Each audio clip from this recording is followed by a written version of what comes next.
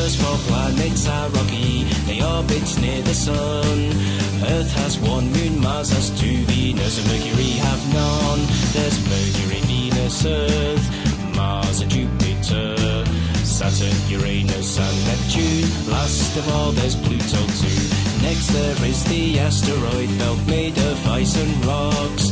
Then there's giant Jupiter with its great big red spots. There's Mercury, Venus, Earth, Mars and Jupiter, Saturn, Uranus and Neptune. Last of all there's Pluto too.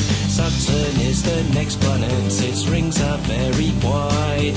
Uranus also has rings and spins round on its side. There's Mercury, Venus, Earth, Mars and Jupiter, Saturn, Uranus and Neptune. Last of all there's Pluto too.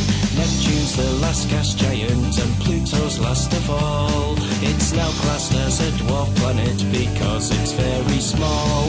There's Mercury, Venus, Earth, Mars and Jupiter, Saturn, Uranus and Neptune. Last of all there's Pluto too.